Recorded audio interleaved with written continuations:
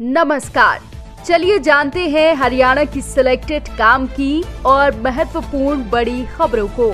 पर इससे पहले वीडियो को लाइक करना बिल्कुल ना भूलें।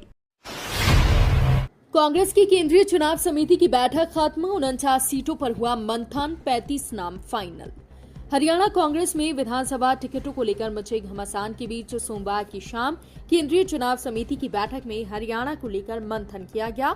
लोकसभा में नेता प्रतिपक्ष राहुल गांधी की उपस्थिति में पार्टी के राष्ट्रीय अध्यक्ष मल्लिकार्जुन खड़गे के नेतृत्व में हुई बैठक में पहले दिन 49 सीटों पर चर्चा की गई।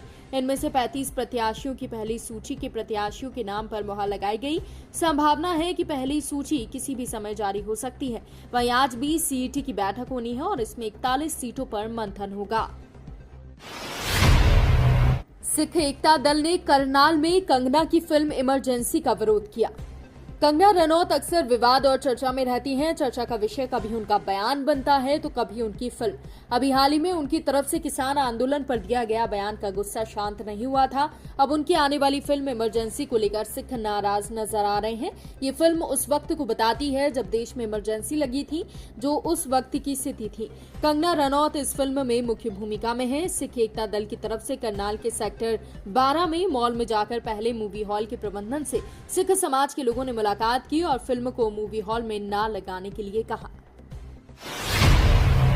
नायब सैनिक के गृह क्षेत्रों से चचेरे भाई ने ठोकी दावेदारी, भाजपा से मांगा टिकट।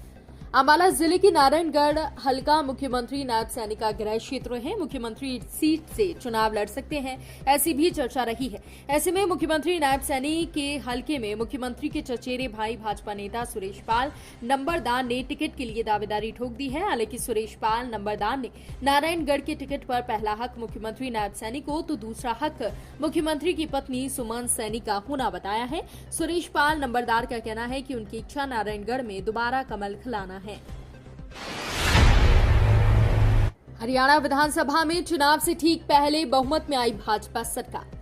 हरियाणा की मौजूदा 14वीं विधानसभा में भारतीय जनता पार्टी की सरकार पहली बार अपने बूते पर बहुमत में आ गई है।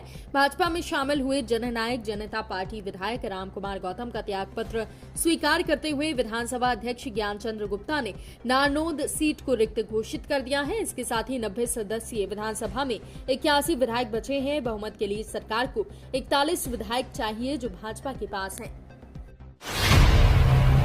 हरियाणा में टिकट बंटवारे पर बीजेपी की मीटिंग, नड्डा शाह रहे मौजूद। हरियाणा में टिकट बंटवारे के लिए दिल्ली में बीजेपी की मीटिंग जारी है। ये मीटिंग राष्ट्रीय अध्यक्ष जेपी नड्डा की अगुवाई में हो रही है। मीटिंग में केंद्रीय मंत्री अमित शाह, हरियाणा प्रभारी धर्मेंद्र प्रधान, मुख्यमंत्री नायब सैनी, प्रदेश सह प्रभारी बिप्लब देव और केंद्रीय मंत्री मनोहर लाल खट्टर शामिल हैं। वहीं सोमवार दोपहर को पूर्व मंत्री देवेंद्र बबली ने भाजपा ज्वाइन कर ली है। दिल्ली में प्रदेश चुनाव सह प्रभारी बिप्लब देव ने उन्हें शामिल कराया। उनके साथ जिला अधीक्षक पद से इस्तीफा देने वाले सुनील सांगवान और जजपा के पूर्व जिला अध्यक्ष संजय कबलाना भी भाजपा में शामिल हो गए। जजपा के पूर्व विधायक देवेंद्र बबली भाजपा में शामिल, संजय कबलाना भी आए साथ। विधानसभा चुनाव से पहले जसपा के पूर्व विधायक देवेंद्र बबली भाजपा में शामिल हो गए हैं। दिल्ली भाजपा मुख्यालय में उन्होंने पार्टी का दामन थामा। उनके अलावा संजय गुरुग्राम के पूर्व जेल सुप्रीडेंट सुनील सांगवान और संजय कबलाना भी भाजपा में शामिल हो गए हैं। टोहाना के विधायक देवेंद्र सिंह बबली सोमवार को आखिरकार भाजपा में शामिल हुए। बबली पहले कांग्रेस में टिकट लेने के प्रयास में थे, लेकिन पार्टी द्वारा मना किए जाने पर वो बीजेपी में शामिल हो गए। पूर्व सांसद संजय भाटिया का चुनाव लड़ने से इनकार, प्रमोद विज के नाम की सिफारिश की। करनाल के पूर्व सांसद संजय भाटिया ने पानीपत शहर विधानसभा से चुनाव लड़ने का इनकार कर दिया है। उन्होंने विधायक प्रमोद विज के नाम की सिफारिश की है। भाटिया ने रोहतक कार्यालय से प्रदेश का चुनाव प्रबंधन संभालने की बात कही है।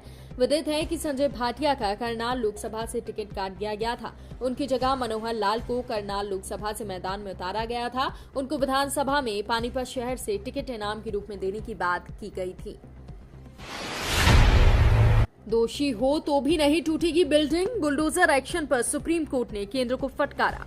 बुलडोजर एक्शन पर सुप्रीम कोर्ट ने केंद्र सरकार को कड़ी फटकार लगाई है। सोमवार को शीर्ष न्यायालय ने साफ कर दिया है कि अगर कोई व्यक्ति दोषी साबित हो जाए तो भी इमारत नहीं ढहाई जाएगी। शीर्ष न्यायालय में बुलडोजर न्याय के खिलाफ याचिका दाखिल हुई थी। इसमें कहा गया था कि बदले की कार्रवाई के तहत घर बगैर नोटिस के गिराए जा रहे हैं। मध्य प्रदेश की मोहम्मद हुसैन और राजस्थान के राशिद खान की तरफ से याचिका दाखिल की गई थी। इस याचिका पर सुनवाई करते हुए जस्टिस ने ये आदेश जारी किए। किसानों को केंद्र सरकार की ओर से मिली बड़ी सौगात।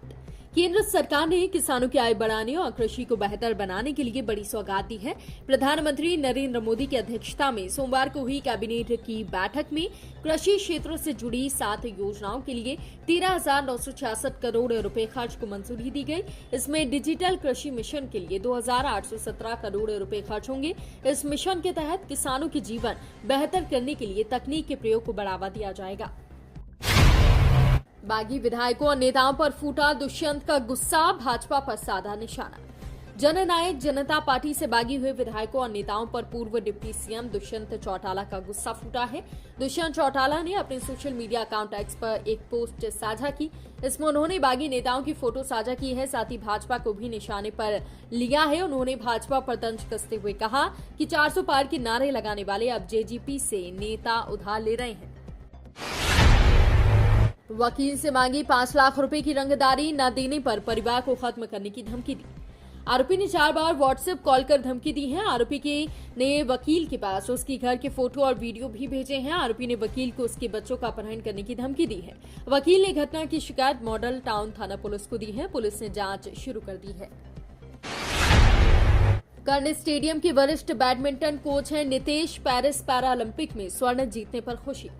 पेरिस पैरालंपिक में पैरा बैडमिंटन की एकल स्पर्धा में नीतीश कुमार की स्वर्ण पदक जीतने से कर्ण नगरी करनाल में खुशी का माहौल है। 2017 में कर्ण स्टेडियम से वरिष्ठ कोच का सफर तय कर नीतीश इस बार पैरालंपिक में स्वर्ण पदक विजेता बन गए हैं। चरखी दादरी के नांदा गांव निवासी नीतीश के पिता विजेंद्र सिंह ने बताया कि उनकी बचपन से खेलों में रुचि रही है। वो स्कूल स्तर पर सभी खेलों में भाग लेते थे। 2009 में रेल दुर्घटना में पैर गंवाने के बाद नीतीश ने पैरा ओलंपिक बैडमिंटन में अपनी किस्मत आजमाई। दुष्यंत उचाना से लड़ेंगे चुनाव, 5 को भरेंगे नामांकन। जेजेपी की प्रत्याशियों को लेकर हुई बैठक। हरियाणा के सिरसा में जजपा की राष्ट्रीय कार्यकारिणी की सोमवार को शहर के एक निजी संस्थान में बैठक हुई। इसमें पूर्व उप मुख्यमंत्री ने घोषणा की कि वो अचानक से चुनाव लड़ेंगे और 5 सितंबर को अपना नामांकन भरेंगे। इस बैठक में जजपा के अन्य संभावित प्रत्याशियों के नामों पर चर्चा की गई। बैठक में जजपा के राष्ट्रीय अध्यक्ष डॉक्टर अजय सिंह चौटाला, पार्टी की पॉलिटिक्स अफेयर्स कमेटी और पार्टी की सलाहकार समिति के सदस्य मौजूद। सुप्रीम कोर्ट ने जाति जनगणना की मांग वाली याचिका खारिज की। सुप्रीम कोर्ट ने जाति जनगणना करवाने वाली मांग वाली याचिका पर सुनवाई करने से इनकार कर दिया है। सुप्रीम कोर्ट ने कहा है कि जाति जनगणना एक नीतिगत मामला है। ये मुद्दा केंद्र सरकार के अधिकार क्षेत्र में आता है, इसलिए अदालत इसमें हस्तक्षेप नहीं कर सकती। याचिकाकर्ता का कहना था कि 1931 का अंतिम जातिगत डेटा पुराना हो चुका है। इस डेटा की सटीक जानकारी होने से सरकार को पिछड़ी जातियों के सामाजिक और आर्थिक विकास में मदद मिलेगी। खत्म होने वाली है फ्री में आधार अपडेट करवाने की डेडलाइन। अगर आप भी आधार कार्ड में कुछ अपडेट करवाना चाहते हैं तो आप फ्री अपडेट करवा सकते हैं, लेकिन ये सुविधा आपको सिर्फ 14 सितंबर तक ही मिलेगी। इसके बाद अगर आप आधार कार्ड अपडेट करवाते हैं तो उसके लिए आपको 50 रुपए चार्ज लगेंगे।